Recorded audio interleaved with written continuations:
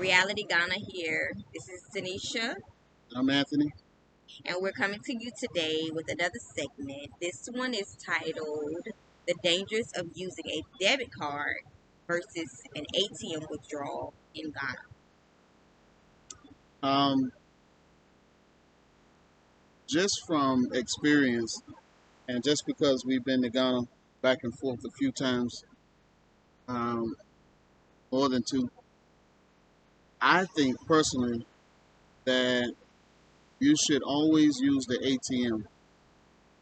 And one reason I think you should always use that, you should take your debit card and go to the ATM, is that most of the time, there's always a security guy standing right beside the ATM, and he's making sure that no one do anything that may be fraudulent or anything that is a security risk to the ATM and also to the bank. So that means that no one can come and hook up a scanner to the ATM and actually scan your information. Also, he's making sure that people are standing their distance. Also, another thing would benefit you is, and we always travel with the RFID wallet, the metal lining in your wallet, so that nobody can scan it. Now, we're not saying that in Ghana we've experienced our cards being scanned, but we are saying that when you are traveling, you have to think security, right? Just like people that come into the U.S., they have to think security because you're going into a foreign environment, and you don't know that the possibilities exist everywhere you go in the world. So the possibilities exist here in Ghana like they exist in the U.S. And we've actually had our card scammed, scanned, and stolen in the U.S. You know, Not physically stolen, but but card information. yeah, card And information. and that time that he's referring to, it was actually he had just booked a family vacation through one of the travel agencies, and um, It could have been. I believe it was Booking.com at that time, and um, we didn't even know that this transaction had occurred until our bank froze our card. We were stopping to get some fuel, and the bank froze our card, and I called the bank because I know that we had the money in there. And they stated that someone tried to purchase a bottle of wine in New York. Well, I don't know if you're aware of it, but your bank kind of monitors your travel and kind of keep tabs on where you've been in the past, and where you travel to, that way so they can alert you if some sort of activities going on that that you may need to be aware of, in case you haven't called them and let them know, hey, I'm traveling to this destination and I want you guys to know so you won't do anything with my card. If you don't do that, then they're going to automatically freeze your cards as a safety feature. But yeah, so we learned that the hard way. I'm sorry, lies are fine. But we learned that the hard way. However, once we contacted them, we had to wait, of course, for them to cancel the card and reissue another card, which could be a headache as well. Before we travel anywhere, whether in the states or out of the states, we always contact our banks and let them know, hey, we're traveling, and let them know how many days we're going to be gone, what day we're going to travel, what day we're going to return on, and they kind of open up our card to us to be able to use it, enable us. I'm sorry, to enable us to use our card while we are away from home, so we don't have any issues with that. Um, I would say personally, I think it's better to go to an ATM and use your card whenever you're traveling, especially in Ghana. There's ATMs all around. It, the international ATMs are the best because they accept your card without you having to go inside the bank and do a withdrawal. But I think, for me, I think the international is the I think the international is the best way to go. Like my husband said, there's always a guard there to make sure everything goes smoothly. When you go to an ATM in Ghana, it automatically converts the money over to the Ghana currency. So you don't have to worry about trying to figure out what's what. Of course, you may want to figure out how much you want to get out on your phone by doing the currency calculation before you go to the ATM, so you'll know exactly what you're getting when you're getting ready to withdraw it. But other than that, the ATM is going to do everything for you. I would say this, because Ghana is so far behind the US. I was told there is a company that has a contract to go around and refuel or refill the ATMs daily. But I don't know if that company's living up to its contract, because it's been a couple of times where we have visited. More than a couple. Right, we have visited the same ATM, and it will be out of money, or we'll be standing in line waiting on the customer ahead of us to complete their transaction, and all of a sudden the ATM doesn't work by the time we get up there, and it's because they're out of money. And this ATM could be connected to a bank, and it would still be out of money. So, if you run into that headache, don't get frustrated. Just try to find the next ATM, and I mean, what, yesterday we went to 3 different ATMs. All of them out of money. All So of them except for the last one was out of money. right, and these are things that you will small setbacks in Ghana. Look, Right. you're in Ghana. You're not in the U.S. You're not in England. You're not in Australia. Right. You're not in the Western set um, foundations that they have Right. already set. Right. You're not there. So if you're going to travel to West Africa, some of the West African countries, Right. you're going to be exposed to this. And so you might as well just slow it down a little bit. Just letting you know that the way things work here, It's not the same. Not what you're used to. you're not going to get that. So don't even try. um, we will say this as well. You won't see. I haven't seen yet. I mean, comment at the end if you can tell me, but I haven't seen an ATM that I've gone to yet that wants me to confirm a fee that they're going to charge on this end. But I do know with some, you will see on your bank statement wherein you've been charged a fee um, with your bank to withdraw the funds and to convert currency. So you may want to um, educate yourself on that as far as how much your bank charges, so you'll know what you need to take out whenever you take it out. Our experience, I would say, with one person, if you're just um, buying buying food every day, and you've already paid for your lodging, I would just say with one person, but about 250 CDs to carry you through at least 3 days. Yeah, one person. And especially if you're not going to what we call like an international restaurant Right. that has an international cuisine. Right. Because in those international restaurants or the hotel lobby restaurant that offers an international cuisine, they will those places will actually charge you more money for your meal, right? Because they are targeting the market, and you are the market when you go there.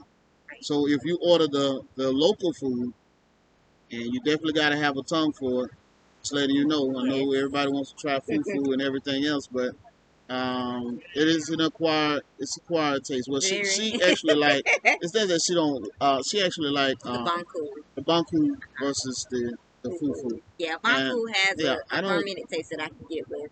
yeah, Fufu has no I don't, taste. I never liked the fufu taste anyway. But anyway, um, just realize that when you go to these different places, that $250 won't last you if 250 cities. 250 CDs won't last you if you are splurging, what we call splurging, overindulging, right?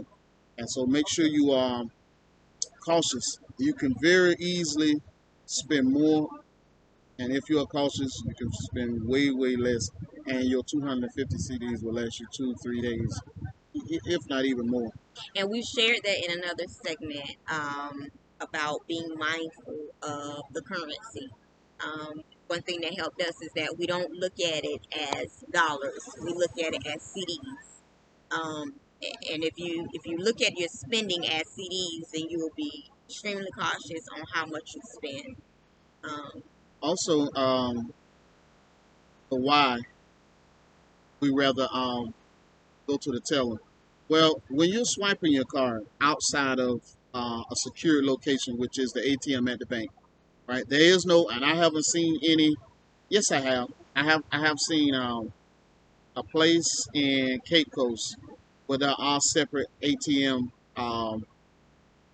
places where you can go into, but there's security there too as well. Now, but there's not a lot of these places like that, like in the U.S. where you go and you can pull up somewhere in a parking lot of a Walmart or Publix or Winn Dixie or Target, and there is an ATM out there roguely by itself. Right. You won't see too much of that here, right? I'm not saying that it's not here, but you won't see a lot of that. So what we're saying is, um, swiping your card can potentially, got a piece of hair hanging over my head. Swiping your card can potentially cost you if there's somebody that somehow is scanning or take down your information. So, and you never know. I don't want to. At a store or Yeah, restaurant. you never know what can happen. But we're saying from experience that it's better to do the ATM. Now, we've noticed this. We won't mention in this particular segment.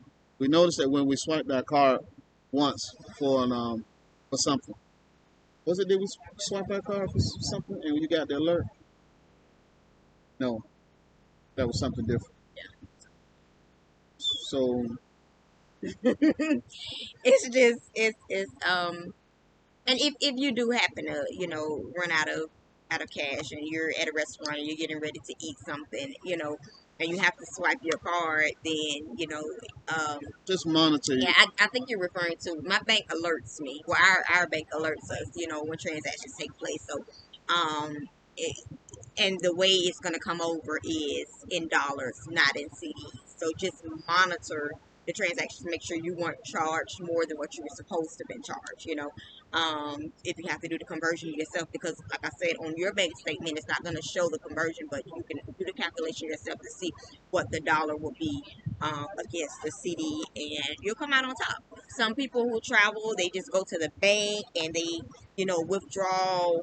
They already know what they're going to spend their entire trip. They just withdraw a lump sum of money, and then they, just keep that money wherein they don't have to go to the bank the duration of their trip, or they won't have to swipe their card.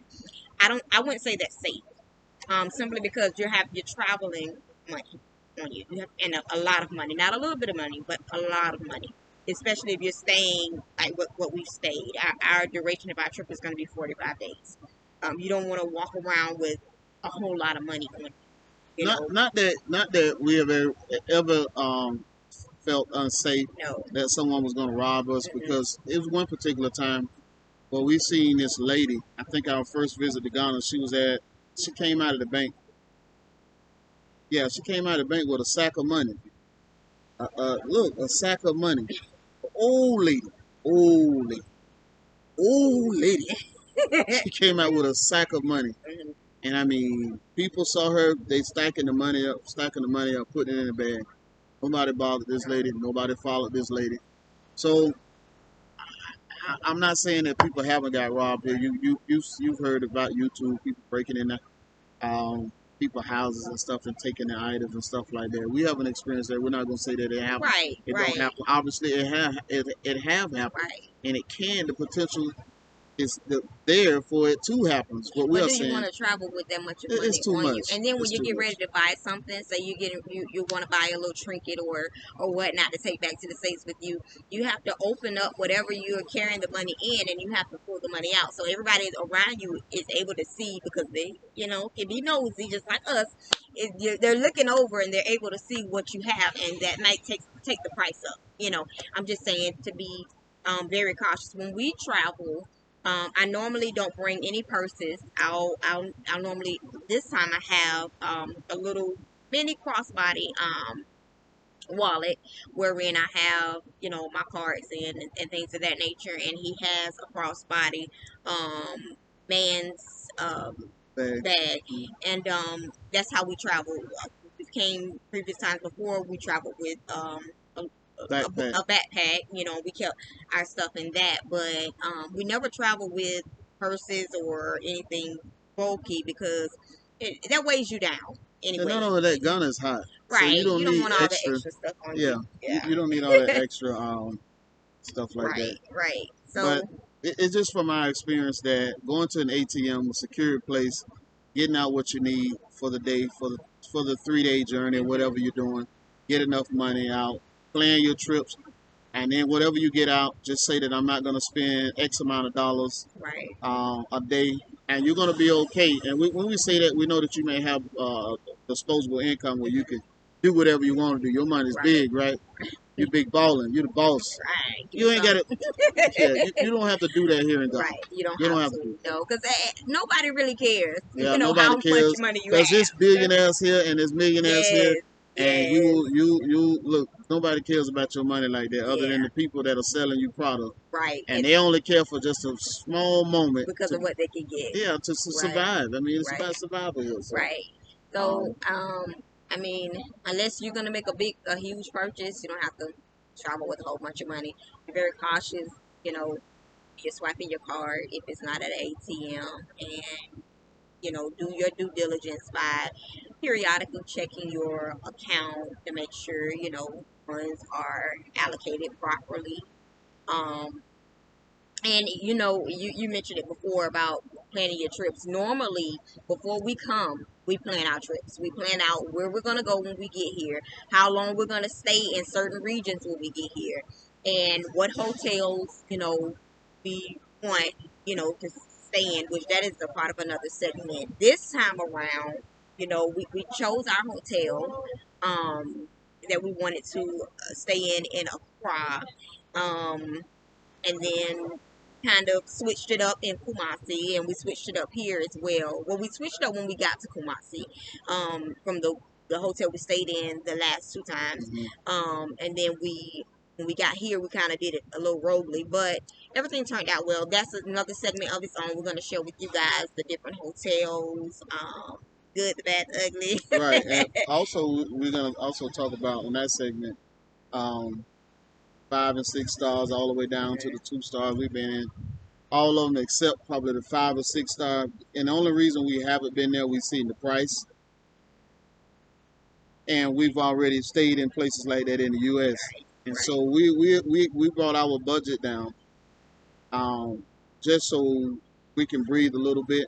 And be around the villagers. We Right, want to be around the villagers. We don't want to.